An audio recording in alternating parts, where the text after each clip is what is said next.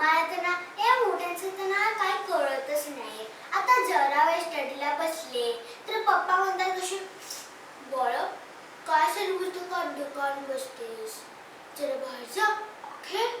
आम्ही बघ तुमच्या वेळेत असताना मस्त अनेक जमवायचो, झाडं चढून चिंच काढायचो. तर ह्या इथे नाही खेळणार तर कधी खेळणार तुम्ही? आता ह्यांना कोण सांगायचं. इकडे पोहायला तलावात गेलो तर एकामेकांची